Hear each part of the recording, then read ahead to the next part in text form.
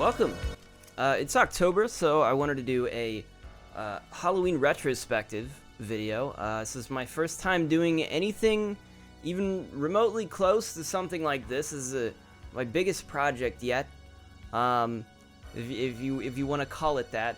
But basically, I'm going to be going over each and every Halloween movie, and just talking about them, my basic thoughts and feelings about every single one of them. So, I guess I'll just get started with the first one.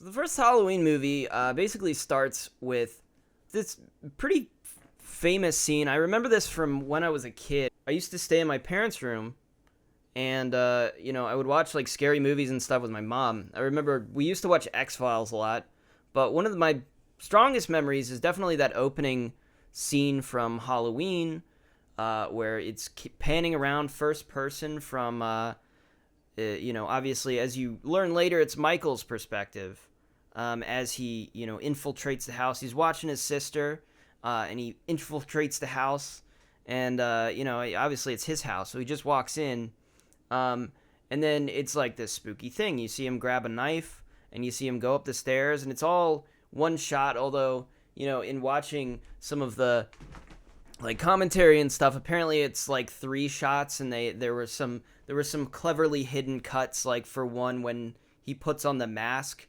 and for a second the screen goes blank, and there's a cut there. Ready, and that's, again, and because we Deborah's go to a different take. Now that's a cut. And we're on a different take now, probably because the bare breasts that we see appeared better in this particular take. I see. But, the big shocker, I think, is when, he goes into the room, and he's obviously he's about to stab the girl in there, and then she turns and she's like, Michael, and she freaks out, right? And then he stabs her, and she dies, and then he walks out of the house, and then the parents show up in the car, and they're like, Michael, what did you do? Because he's just out there and with his little bloodied butcher knife out in the front yard, just chilling. And they don't go into the house. They just stand there for a bit, and it pans away the camera. That scene fucking terrified me as a kid. It's burned into my memories. I don't know why I watched that with my mom. I don't even remember watching. I guess I must have watched the rest of the movie around that time as well, but like I specifically remember that scene so vividly. It was just a terrifying scene. Like, that's just the first scene of Halloween, and I think, like, this movie is, like, such a classic. It's, like, such a masterpiece at this point. Like, people have looked over it and talked about it, and it's one of the greatest horror films of all time, despite its minimal budget. It kind of actually helps the film because of the things they have to do in order to make it still be scary. It's a lot of framing. It's a lot of building suspense. It's still a terrifying film, and it was a terrifying film when I was a kid. And I think there's something especially terrifying about Michael himself, where he has this, what it is it's apparently a William Shatner mask. It doesn't look anything like William Shatner. I think it's way too pale. I don't know why it's like white. Pure white, but I don't think Shatner has like brownish hair, it's also like kind of reddish. But whatever, it's a terrifying mask. So basically, that all happens around 1963. So about 15 years later, we go back to Illinois. We're in a place called Smith's Grove, or we're not there yet, but we're driving with Donald Pleasance, who, obviously is playing the character Dr. Loomis. Dr. Loomis doesn't like Michael very much. He's scary, he's like, there's some evil in that boy's eyes, and they're driving in the rain, and it's real scary and real spooky. And then they get there, they realize everybody's out in the field, and they're like, why did they let everybody out? Turns out that Michael somehow escaped. You see a flash of him basically jump onto the car and then he starts fighting with the nurse, and then they drive off, or he drives off, basically having stolen the car, and he's on his way back to Haddonfield, or so we suppose. Now there's two things I want to mention here, because there's two. I watched through some of the TV footage that was added to the movie, and there were two scenes in particular that I want to mention here, because one of them is basically that is Dr. Loomis in like a courtroom. I don't know what it is, but he's talking to like two doctors, and they've made the decision. They're like, all right, well, now tomorrow is Michael's 21st birthday, something like that. Like, okay, we're gonna finally try him after these years. He's finally an adult. We can try him for this crime. It basically establishing the fact that that's what they were talking about. I guess he was going to court tomorrow. He was in this insane asylum because he wasn't old enough yet to be tried as an adult for that crime that he committed 15 years ago. Unnecessary information. I think that we didn't really need to be there, because it's already kind of in that scene where he says he's going to court finally. I've been watching him for 15 years. What do I give him when we take him in front of the judge? Thorazine. You mean you actually never want him to get out? Never. And you kind of get all that. Like, it's kind of unnecessary to add that again, but it's really, I guess, driving the point home. But I don't know that it necessarily needed to be there. But I found that one of the interesting things is that Michael is 21 years old in Halloween. It's 1978. He's only 21, which feels weird, because when I watched this as a kid, he just seemed like this kind of ageless entity. But to think of him as like a 21-year-old adult is weird in my mind for some reason. I don't know why. It's just like, he's pretty young. He's a young guy. Oh yeah, so they established that the father, Laurie's father, Mr. Strode, who only appears in the very beginning of this movie and basically tells Laurie, he's like, hey, make sure you leave the keys over at the Meyer house. And she's like, okay, Dad. So she goes and does that. So apparently her dad is a realtor and trying to sell the Myers house, which seems like a weird, pointless extra detail to kind of attach Laurie to the house in some way. I don't know. That's kind of a weird point, because I don't know that link needed to be there for any reason. It just was. Oh, well, it does put Laurie, I guess, when Michael comes back and he's in the house and he's looking through the window, the first thing he sees Laurie and Tommy like walking past the house, right? Which is how, in my mind, is how he makes the decision that this is the person I'm gonna stalk and kill tonight. I wish I had you all alone, just the two of us.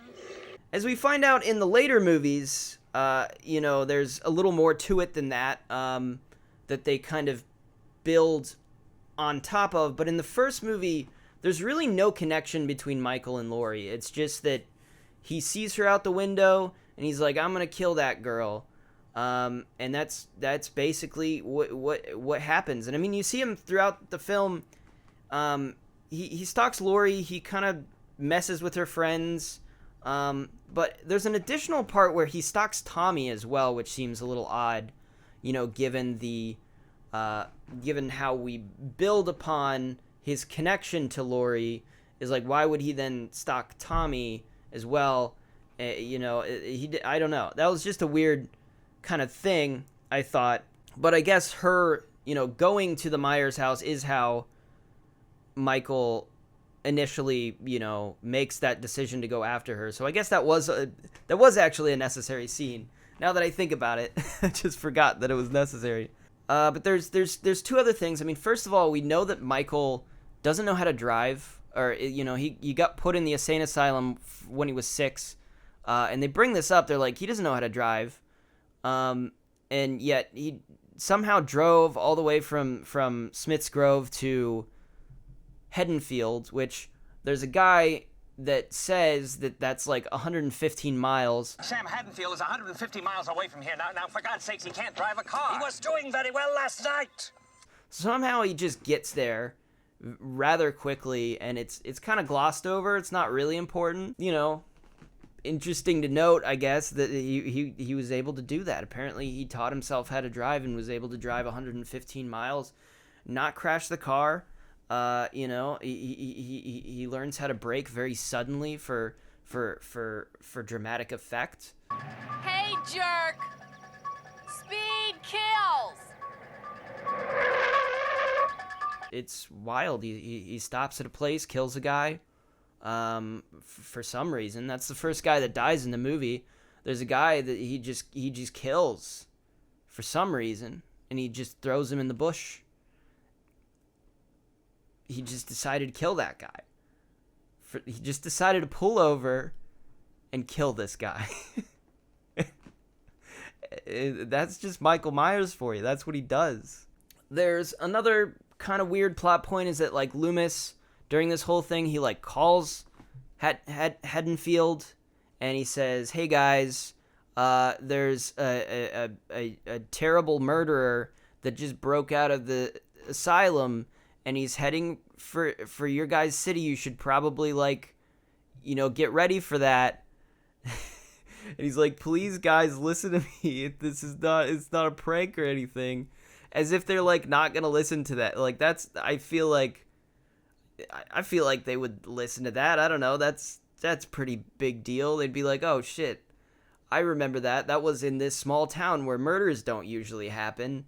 And that was that kid that murdered his sister that everybody knows about because it was in this small town where everybody knows about everything and crimes don't happen very often. You've got to believe me, officer. He is coming to Haddonfield. Because I know him. But it turns out the police force doesn't seem all that interested even when he arrives. He's only able to get one person to kind of go with him. You know, Sheriff... actually, it's Annie's father, Sheriff Brackett. Oh, I don't think any of the last names are established in the movie as well. Like, they're not even in the credits. But I looked them up on the Wikipedia, where it has a bunch of last names for all these people. Laurie's last name is in this, Laurie Strode, because you see on the car that it says Strode Realtors. So, you know, you could make the connection. Her father's a realtor. And they put the family name on the car. So you can make that connection. But a lot of them, I don't know if a lot of the last names, I mean, Dr. Loomis is obvious.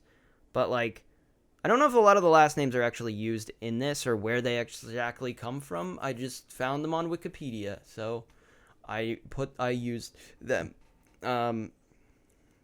Yeah, he's the father of Annie, one of Laurie's, you know, best friends. Dr. Loomis he makes his way to Haddonfield, and the first thing he does is he goes to the graveyard to see the Judith's grave. Basically, Michael Myers' sister's name was Judith Myers, and he goes to see her grave for some reason, because he thinks something's going to happen there. I mean, he's Michael's psychologist, so he doesn't need to explain anything. I'll just believe, you know, that he knows something that we don't. And I think that's the point, is that he knows something that we don't. He's been in this guy's head for 15 years. He knows that this is where he's going to go, and yet still nobody believes him and nobody listens to him. They all ignore him. They're like, it's not a big deal. He escaped, whatever. It's not a big deal, man. Why are you making it such a big deal, man?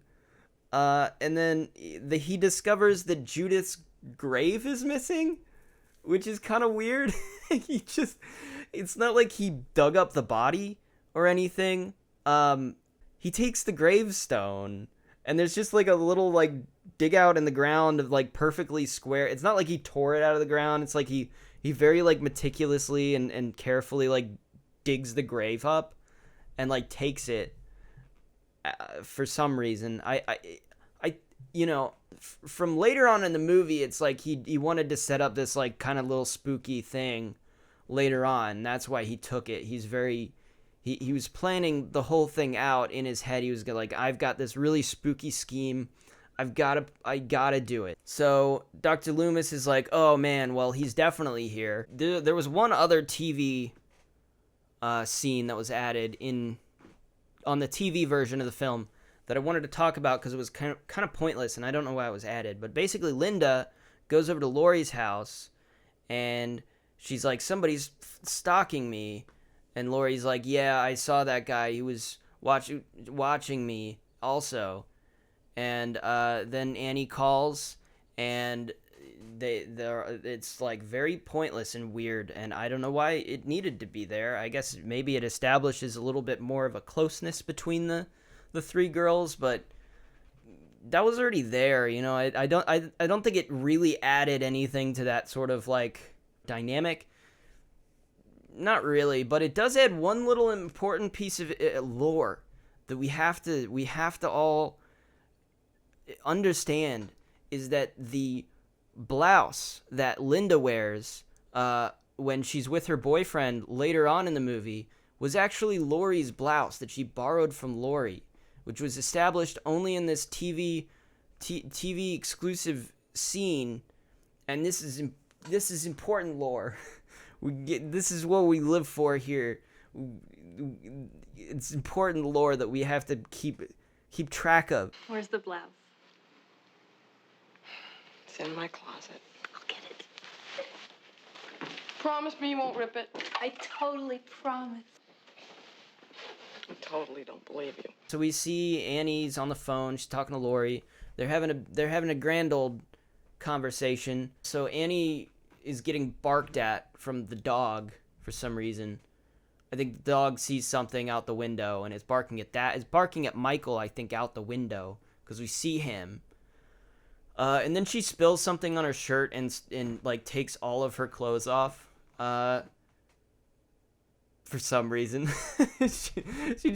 she washes like everything, but I think she only spilled like a little bit of something on her shirt. So at this point we see that Dr. Loomis is with Sheriff Brackett, and they're in the Myers house. They're looking through. On the first floor, they don't show this, but they talk about how there's like a corpse of a dog that's like just in the living room or something. Dr. Loomis basically says, He got hungry. you know, Sheriff Brackett's like, hey, there's a dead dog here. And Loomis looks at it and he's like, he got hungry. I guess implying that Michael ate this dog because he killed this dog because he was hungry and then he ate it. He would only kill that dog to eat it. That's the only reason he would kill that dog. He was hungry and he ate it. And the sheriff says something about like, no man could do something like this. So it's like kind of makes you curious what he could have done to the dog, or if it's like a comment on like no human could do something so awful, or like physically whatever was done to the dog was like couldn't possibly have been done by a person. It was too weird and brutal. I don't know. I don't know what that meant because we don't get to see the dog, because even though it's a rated R film, there's actually very little like blood and violence and gore. It's actually very understated, which some people might not remember it that way, but the first one is super, super understated. A lot of the practical effects, a lot of it's very simple in what happens, you know, people getting strangled, people kind of getting stabbed very slightly. You know, the most, I think, visceral scene comes a little bit later, where you see a guy basically gets pinned to a wall with a butcher knife, and that's probably the most violent scene I think in the movie, is just that happening. Here we have Loomis basically talk about Michael in the house, and basically he gives this nice little like monologue about who Michael is, you know, establishing this deeply, deeply disturbed individual. And I think it's one of the it's really well done. So I guess I'll just play it here. I met him 15 years ago. I was told there was nothing left. No reason, no conscience, no understanding, and even the most rudimentary sense of life or death, of good or evil, right or wrong. I met this 6-year-old child with this blank, pale, emotionless face and the blackest eyes, the devil's eyes. I spent 8 years trying to reach him, and then another 7 trying to keep him locked up, because I realized that what was living behind that boy's eyes was purely and simply evil. So after this, we pan back to, I believe, the Wallace's house with Lindsay and Annie. And in the meantime, basically, the dog, we see that the dog is barking at Michael out in the backyard. And we see, Michael pick up the dog, and he strangles the dog. So this is the second dog that he's killed. And I don't know if he killed this dog because he was once again hungry, or he just killed. He killed the dog because it actually makes more sense this time. The dog's like barking at him, I'm gonna kill the dog. I don't know. I guess it makes more sense if the dog was barking at him in the Myers house. He killed the dog. But this is 2 dogs he's killed. It's like a trend at this point. He's killed more dogs than people at this point. And then at this point, Michael plays like a little prank on Annie for some reason. So she goes to wash her clothes in the laundry room. She gets locked in the laundry room. Basically, Michael locks her in the laundry room for some reason. I don't know why he does this. It's one of those things that's like not explained. It's just like he just decides to lock her in. Cause it is scary, because he thinks something's gonna happen, or maybe he's gonna go after Lindsay, who is just in the house watching horror films by herself. Maybe he's gonna kill this little girl. She's by herself. She's got no protection. Or maybe he's trapping her in here so she'll be an easy kill. Trapping Annie, I mean. But no, he doesn't kill Annie, and he doesn't kill Lindsay. He just locks Annie in the laundry room as like a prank or something, just to like spook her, just to like freak her out. He likes to do things like this. He likes to play around. He's a very playful guy. So the phone rings. It's like Annie's boyfriend, and then Lindsay's like, eventually hears it, and she's like. And she goes to look for Annie, and she finds Annie in the laundry room. Annie's like trying to climb out a window. You locked yourself in. I know. So I don't know what the whole point of this was. I guess it's to build suspense, to like make you like put you a little bit more on edge. But it just seemed it seemed kind of pointless, in sense of the events. In sense of the movie, it makes sense. I'm not complaining about it. I'm just pointing out the fact that that's what happened. Like, if you take a step back and you think about what happened, that's what happened, is he locked her very pointlessly in the laundry room for no reason. So after this, Annie basically, goes to meet with her boyfriend, Paul. She gets a phone call from Paul, and she's like, I'll go meet you, Paul. And then she takes Lindsay and drops her off at the Doyle house, with Lori, which, is one of those things that, like, they could have just done in the first place. Like, I don't know why Annie, from Annie's perspective, like, she wanted to spend that afternoon with her boyfriend, but she's like, I'm stuck doing babysitter work.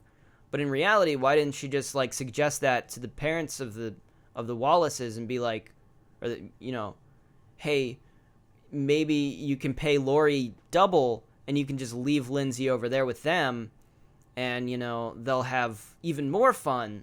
Because Lindsay will get to hang out with Tommy, and they'll have a grand old time, and I can go hang out with my boyfriend, but the downside of that is that Annie wouldn't then be able to make the money, I guess, from the babysitting job. It's probably really high paying or something. But no, instead she just later decides that she's going to drop off Lindsay over at the Doyle house and then leave.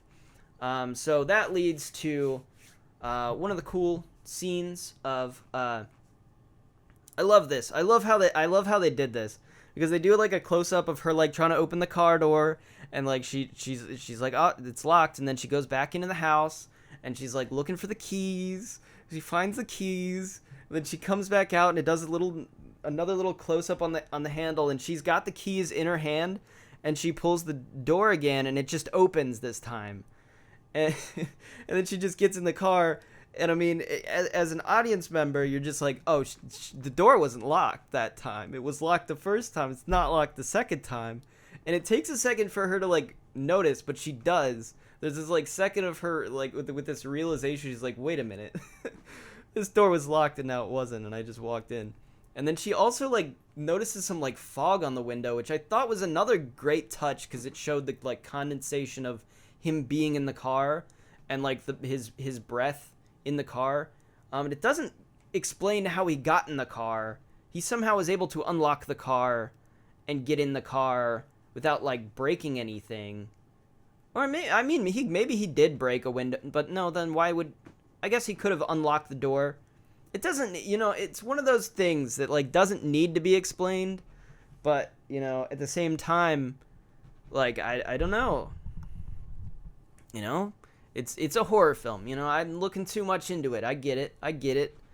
But basically, he kills her. At first, I thought he just strangled her, but no, he stabs her in the neck. He's, like, holding her, and then he stabs her, and she's dead.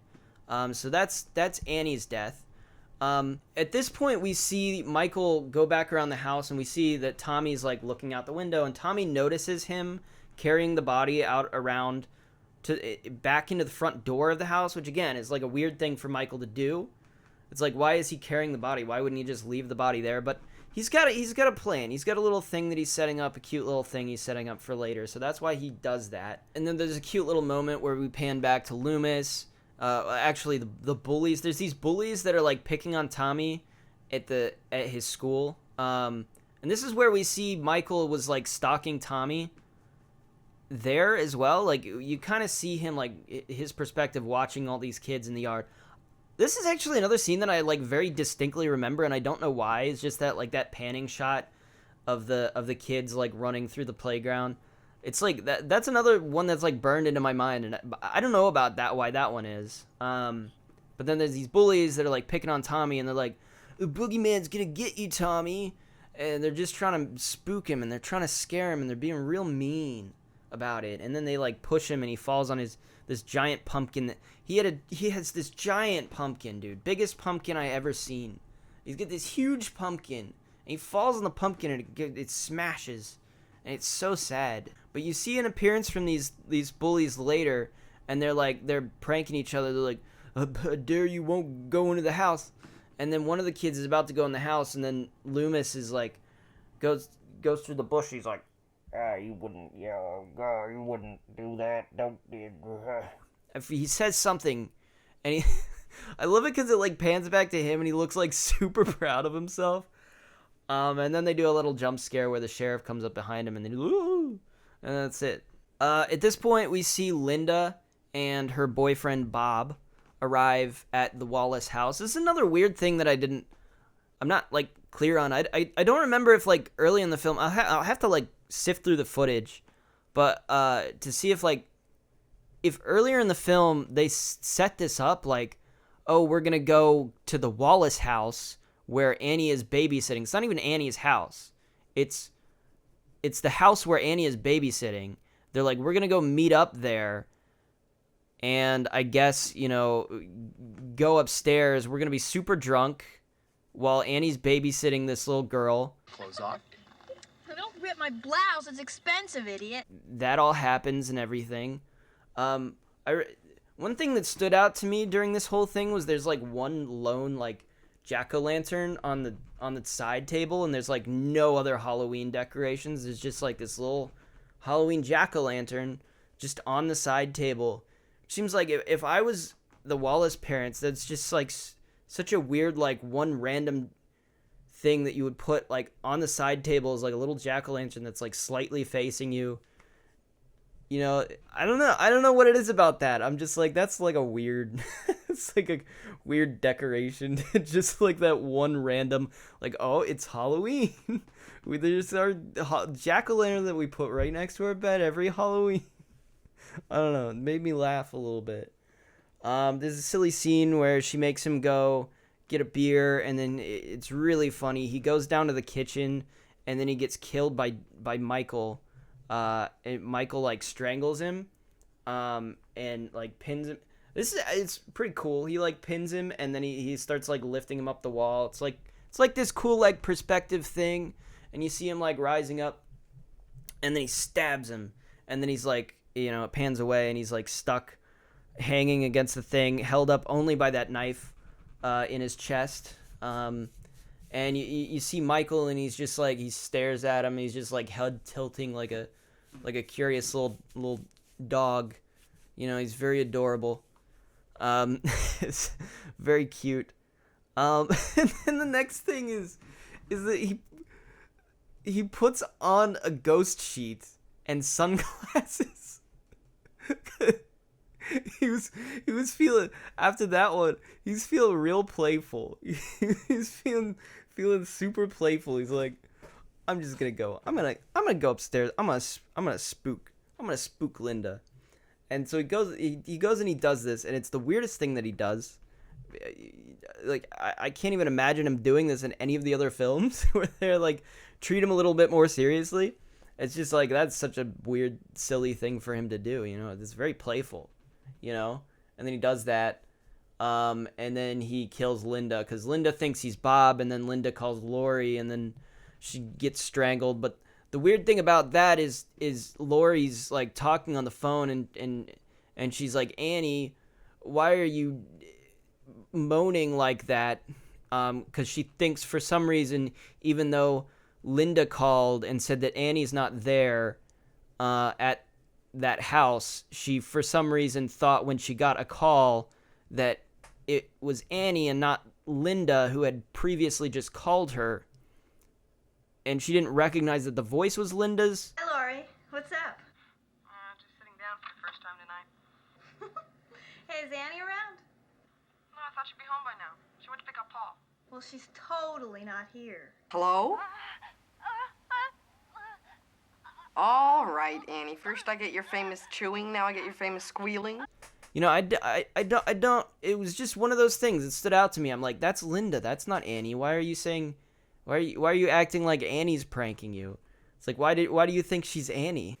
So at this point, Dr. Loomis discovers the car that Michael was driving, which was the car that was obviously stolen from Loomis himself, which just is like a property of Illinois, like federal property, I don't know, car. It's got like a little seal on it, so he can recognize the car. The only other thing that was kind of like, that he made him like, about this particular car, I don't know. It's just like, he saw that car there, and he's like, this must be it. It's too close to the Myers house. This must be the car.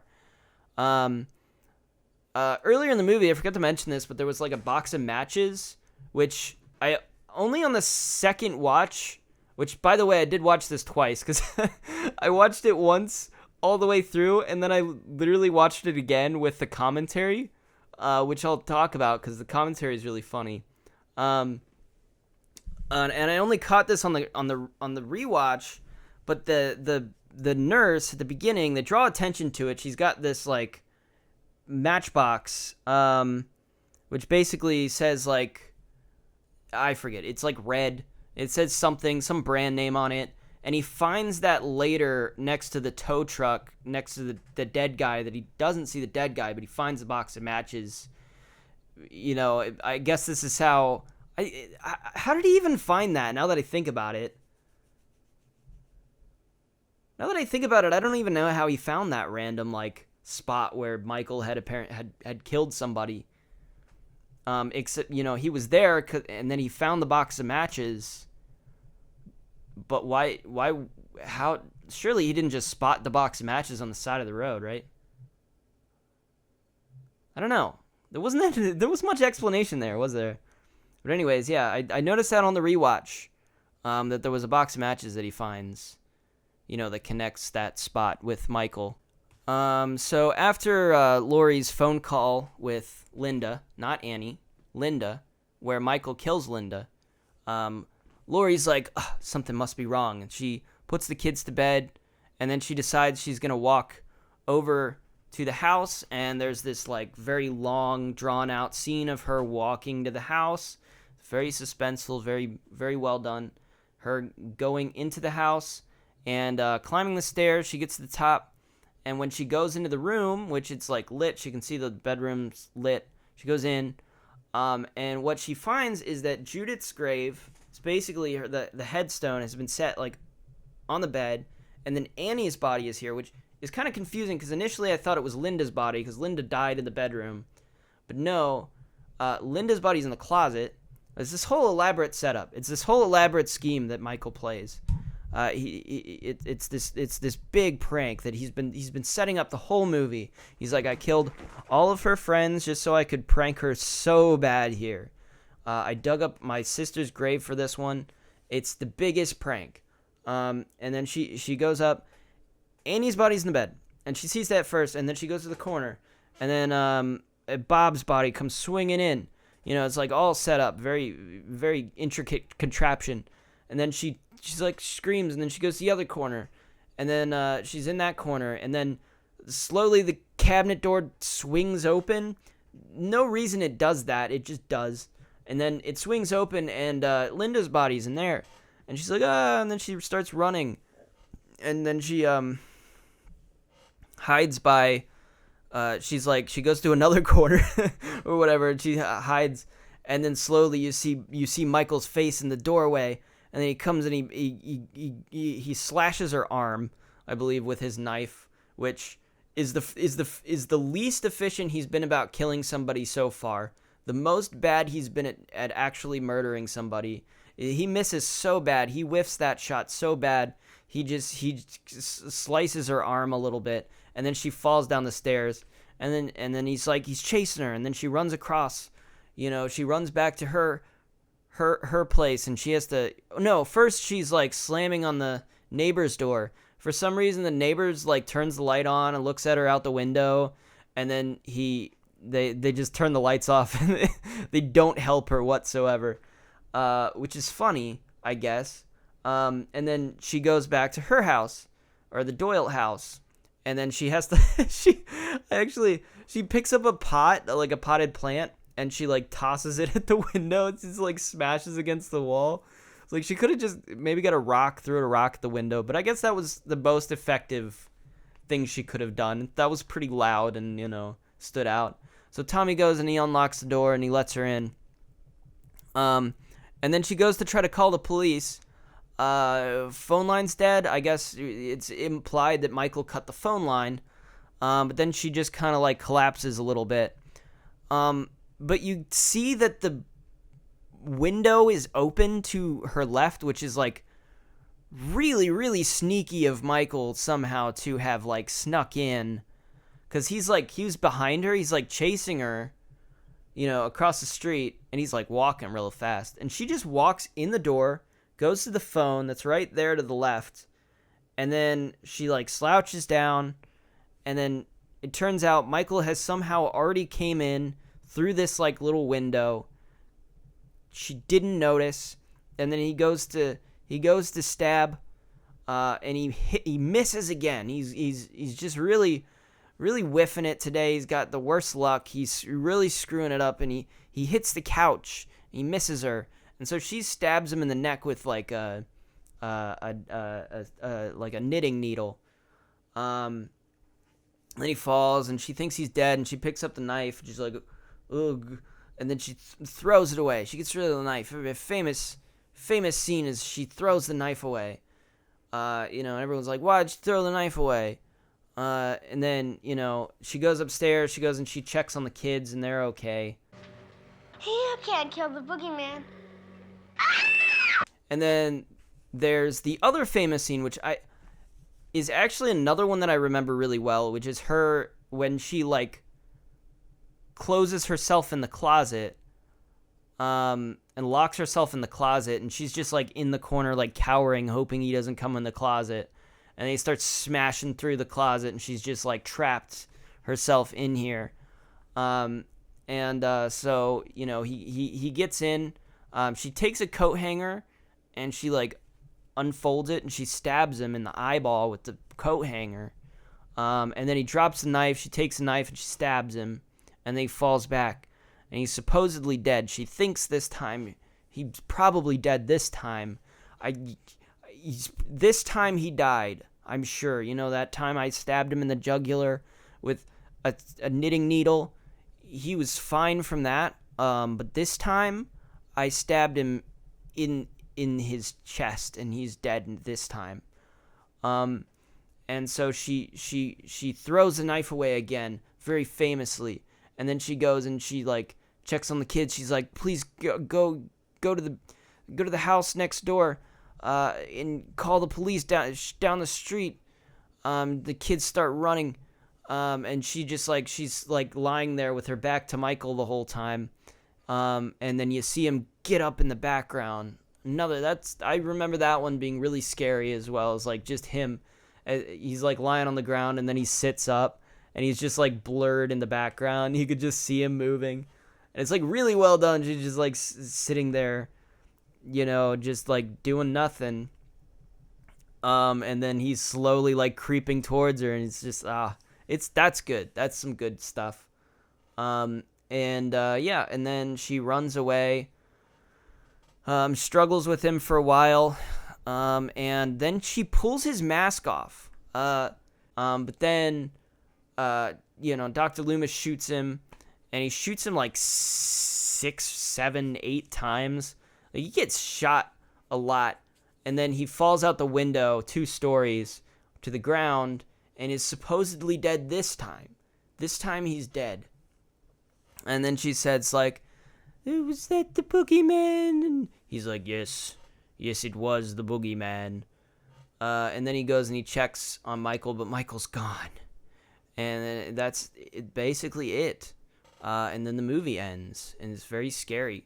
So I find it interesting. I mean, the twist ending at the end is that Michael escaped, even though I don't think John Carpenter, obviously the director of this, I don't think he intended to like keep making Halloween movies. I don't know or keep making Michael Myers Halloween movies at least. But I don't even know if he wanted to make the sequel, or if he was just pressured to make the sequel. But, he did leave that open-ended, like, ending there where Michael gets away, and he's not over yet, so it's perfect sequel bait.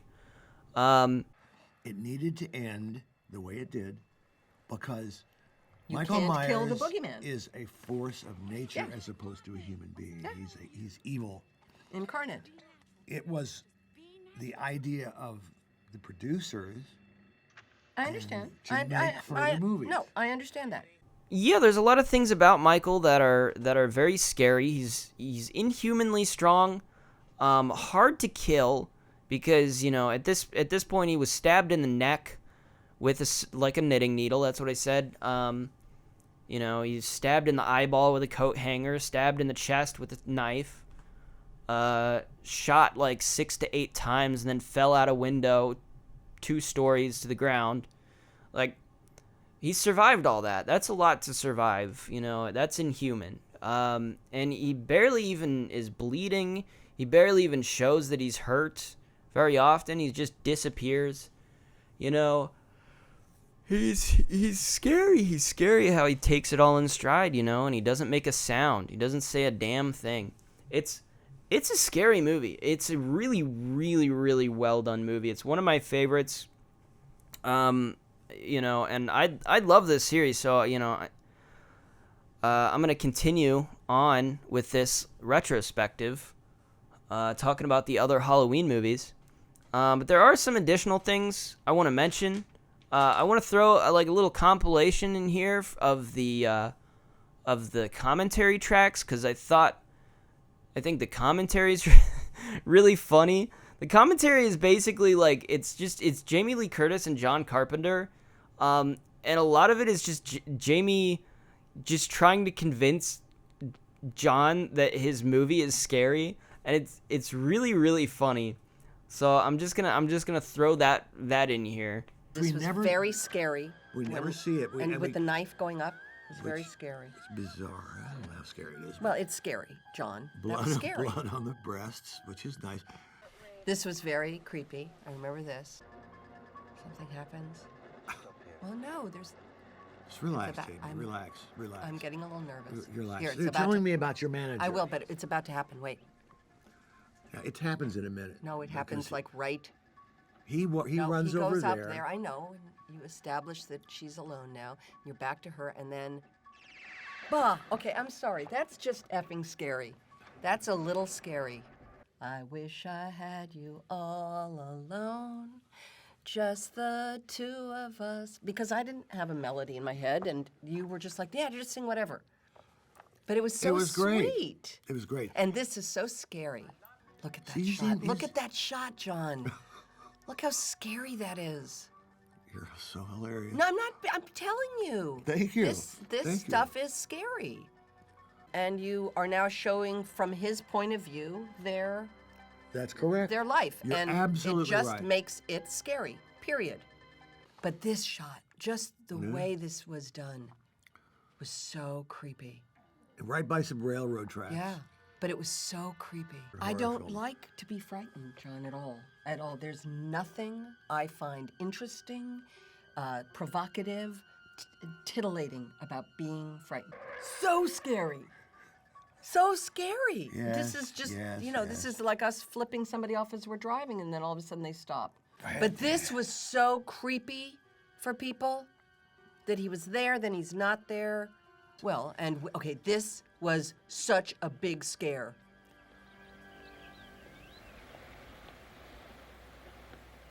And that was just creepy. Stop. You scared me. It's just so real. Look, just establishing that he's there Is watching everybody. is terrifying. And then this is when you go out to the scary, scary, scary place. Oh, so scary. I can't believe that you don't like Oh, scary movies. so scary what just happened. I'm going to have to recommend some horror movies. No, that that's recent okay. one that you will enjoy. No, John, that's fine. You would love Thank it. you. Verbally. Come on. Sorry. No effing way. Do not go there. Now, Jamie, you can say fucking on this. I'm That's not going to okay. say fucking, John. Yeah, well. Okay, come on. Come on. That's just scary. You're funny. No, You're a funny that's person. scary. That's just bad scary. Terrifying. huh? And then right here, oh, don't do that. That's just not good. Oh, please, come on. You're so But funny. look at how many times you tease the audience Yeah, with the that. whole second act is a big tease, giant tease. But he hasn't done that's- anything. But except that's kill what the I'm dog. saying. He killed the dog and he jumped across and, It's to get you uneasy. well, That's Guess what the what? idea to it. okay, Coming because up to her it. death in the car That is kind of so kicks us off. creepy. Well, now fuck, I don't want to watch this. Seriously. You will. Oh, it's just What a scary. wimp. Okay, through the window, That's right. through the fuzzy window, That's right. through the window. That's right. That, I remember, was so scary. That's I- so frightening. I never knew you were Look this. at that shot. Look at how crazy scary that is. Everybody watching this movie knows what just frickin' happened. I love it that you're explaining to people the whole movie as we're But watching it together. that's I love this. scary. I've never understood a lot of the things that you've Well, said before. that's terrifying. Well, okay, I'm sorry. That is effing scary. Right? I mean, it's the seriously. cheapest scare Well, humanly possible. You know what, John? You were a young director, and you still knew how to make the cheapest scare possible. And guess what? It turned into a very expensive scare. Then Okay, so here, very scary. I just remember this. But the thing that was so creepy about this is that we all know that upstairs is this dead girl. Mm-hmm. And it's very creepy. And look at how real all of this is. So you're an audience member. You now know that they're alone in a house with the bad guy. I'm alone in the house. I'm telling this to you like you. that's okay. Recently, I really, But see really that. like it. Come on. Yeah. While they're doing it. This was the moment with you when I saw the movie where I went, oh, okay, this is really scary. Oh, come on. This. You're hilarious to watch this. Well, with, no, Jamie. seriously. I've never sat down and watched one of the films we've made together Ever. with you. Okay, but watch. Okay, I'm Okay. watching. I promise. This is. I promise. I never But knew you look had at a problem. but look at all this. Well, Again, it's beautifully It's just lit. beautifully lit. It's evocative. It's terrifying. There's nothing scarier in the entire movie than this moment. Yep. Here's Chuck Cyphers. See? He says he's here. He's here. I know he's here. You're a great audience, you know. Well, for no, horror because it films. was so freaking scary. You have to go to more modern horror No, I films, don't, Sam. John. Thank you. But this was so scary. Yeah, this was one of my favorite scenes. I loved you in there. This is And just. the lighting and all of it. I just thought it It's was just great. beautiful. The way Yeah, it's just shaking. terrifying. Movie. Oh, this is Come on. This is Donald. So great, John. Yeah, and All right, so we've arrived at the end of the video. This is the finale, I guess. This video took me a lot longer to put together than I anticipated, so I don't know that I will actually be able to do the remaining Halloween films. I might, if people want me to, I might just go through Halloween and just try to do these videos after Halloween's already ended, because I don't think there's any way I'm going to get to doing one by the end of this week or next week. I definitely anticipated this recording would have been a little shorter than it ended up being, so that's part of the problem. I definitely need to... This is my first time doing something like this, so I'll need to, decide how to do it. It wasn't supposed to be that long, so it's just an issue with the planning and the setting up, and so I'm gonna try to fix that moving forward. I don't know that I'll be covering movies a lot. I have a lot of different ideas, stuff I want to just talk about and do more things like this. So look forward to that. You can suggest things if you want. I'll take a look at it if it interests me. But yeah, without further ado, that's all I got. So I hope you guys enjoyed. You can feel free to like, comment, subscribe, and all of that. All right. Happy Halloween, and I'll see you guys next time. Goodbye.